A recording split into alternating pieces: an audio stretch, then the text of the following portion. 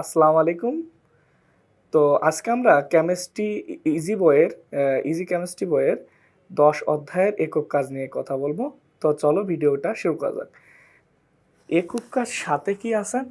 টেবিলে উপস্থিত আকরিক থেকে ধাতু নিষ্কাশনের সম্ভাব্য বিক্রিয়া টেবিলের উপস্থাপন করো আর তোমার সপক্ষে যুক্তি দাও, এটা বলছে। তো ধাতু প্রথমে কি আছে? ধাতু যেটা আছে সেটা হচ্ছে মার্কারি। মার্কারি যে ধাতু, এটার আকৃতিটারে বলেছে সিন্নাবার বা এইচজিএস, সিন্নাবার বা এইচজিএস। তো এইচজিএস কে নিষ্কাশন, এই ধাতুটা হচ্ছে মার্কারি। মার্কারি সংকেত হচ্ছে এইচজি, এই মার্কারি সংকেত হচ্ছে এইচজি। ঠিক আছে, এই এইচজিটাকে আমরা কিভাবে নিষ্কাশন করব, তো বিষয়টা একটু দেখা যাক। চলো, এইচজিএস এর সাথে অক্সিজেনের বিক্রিয়া করে এইচজিও প্লাস সালফার ডাইঅক্সাইড উৎপন্ন করবে, আর এইচজিওর সাথে এইচজিএস আবার বিক্রিয়া করে এইচজি আর সালফার ডাইঅক্সাইড গ্যাস উৎপন্ন করবে। এই মন্তব্যটা কিভাবে লিখবা? মার্কারি কম সক্রিয় ধাতু, তাই একে সবিজারণ পদ্ধতিতে নিষ্কাশন করা যায়। এই পদ্ধতিটার নাম কি? সবিজারণ। বিজারণ,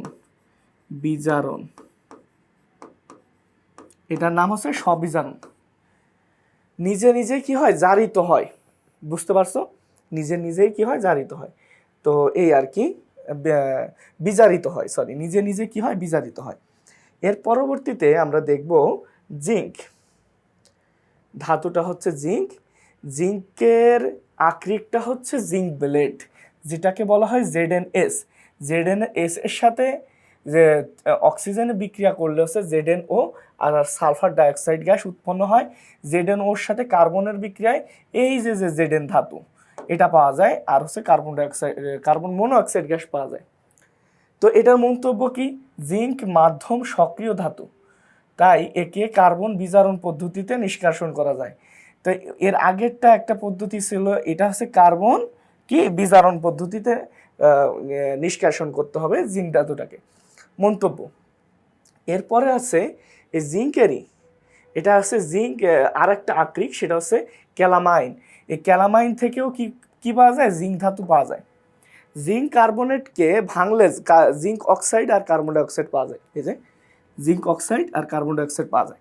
জিঙ্ক অক্সাইডের সাথে কার্বনের বিক্রিয়া করলে জিঙ্ক আর কার্বন মনোঅক্সাইড পাওয়া যায়।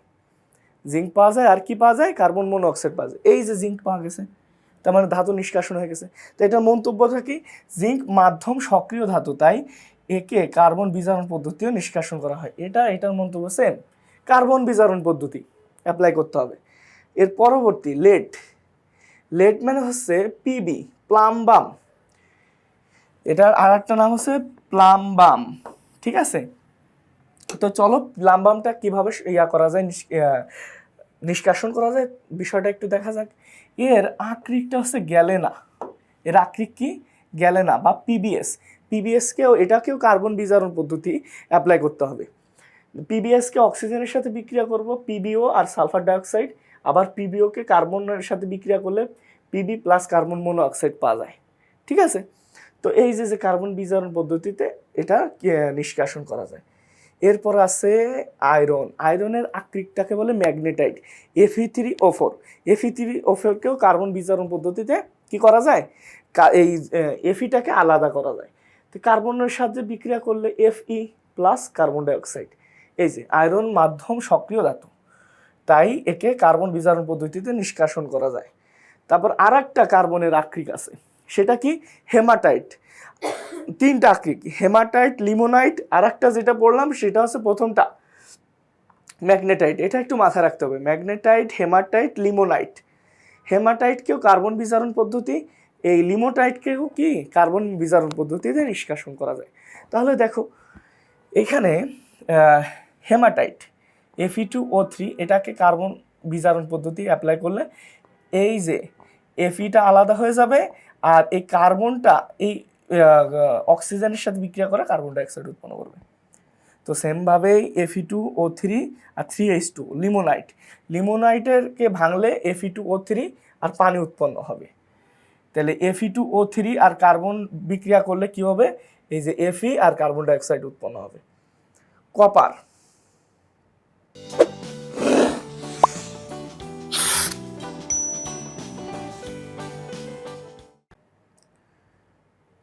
কপার পাইরাইট, কপার পাইরাইটকে কিভাবে স্ববিজারণ পদ্ধতি অ্যাপ্লাই করতে হবে এখানে।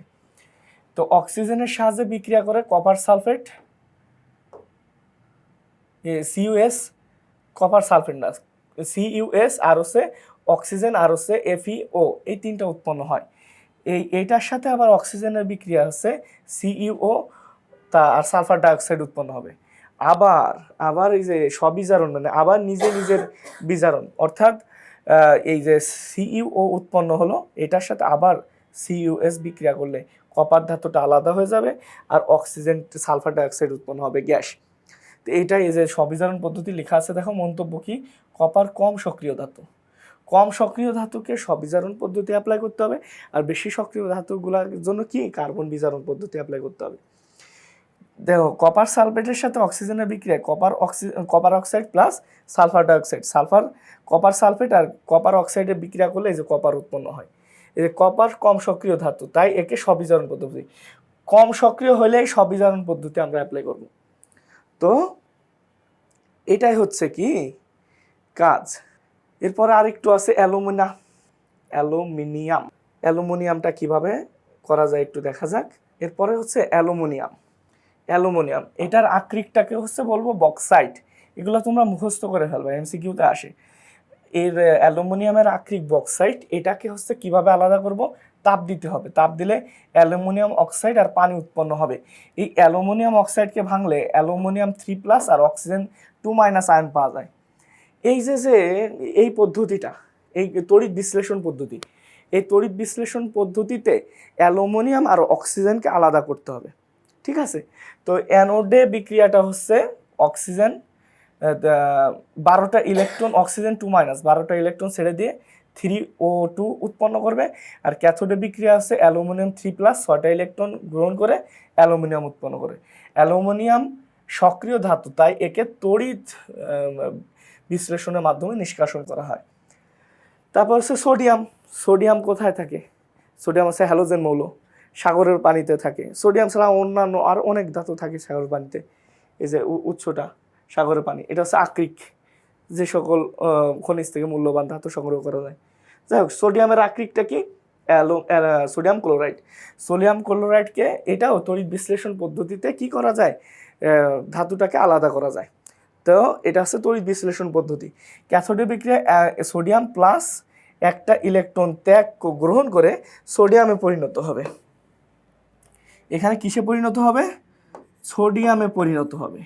তোমাদের ইজি কেমিস্ট্রি বইয়ে সুন্দরভাবে এটার সমাধান দেওয়া আছে, ঠিক আছে। এখন একটু মিস্টেক হলেও তোমরা সমাধানটা পেয়ে যাবা, ঠিক আছে। তো একটা ইলেকট্রন গ্রহণ করে সোডিয়ামে পরিণত হয়। এই যে ধাতু, এই যে কি, এটা হচ্ছে ধাতু। তারপরে অ্যানোডে বিক্রিয়া ক্লোরিন কি করবে, দুটা ক্লোরিন 2টা ইলেকট্রন ত্যাগ করে Cl2-তে পরিণত হবে। আর আমরা যদি এখানে করি, ইলেকট্রন সমতা করি, তাহলে 2 দ্বারা গুণ দিয়ে দেবো। আমি এটা সুন্দরভাবে নিচে লিখে দিচ্ছি, ক্যাথোডের যে বিক্রিয়াটা সুন্দরভাবে লিখে দিচ্ছি, 2Na প্লাস 2টো ইলেকট্রন, তারপরে হচ্ছে 2Na। এই দেখো ধাতুটা কি হয়ে গেছে, আলাদা হয়ে গেছে। তো এটা কিসের মাধ্যমে? তড়িৎ বিশ্লেষণ।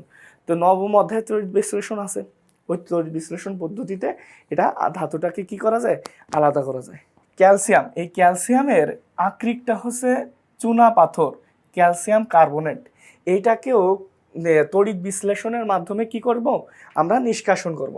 ক্যালসিয়াম কার্বনেটকে তাপ দিলে 600 ডিগ্রি সেলসিয়াস তাপমাত্রায় তাপ দিলে ক্যালসিয়াম অক্সাইড আর কার্বন ডাইঅক্সাইড উৎপন্ন হয়। এই ক্যালসিয়াম অক্সাইডকে আবার আয়ন আকারে ভাঙলে ক্যালসিয়াম 2+ আর O2-। এটা 9 অধ্যায়ে আছে, 8 অধ্যায়ে আছে। এটা এই তড়িৎ বিশ্লেষণ করে কিভাবে ধাতু নিষ্কাশন করা যায়, এটা 8 অধ্যায়ে আছে। তো ক্যাথোডের বিক্রিয়াটা হচ্ছে কি হবে, ক্যালসিয়াম 2+, 2টো ইলেকট্রন গ্রহণ করে ক্যালসিয়ামে পরিণত হবে। আবার অক্সিজেন 2-, 2টো ইলেকট্রন 4টা ইলেকট্রন ত্যাগ করে অক্সিজেনে পরিণত হবে, O2-তে পরিণত হবে। তো আজ এ পর্যন্তই। পরবর্তী পর্বের জন্য তোমাদের সবাইকে আমন্ত্রণ রইল। আল্লাহ হাফেজ।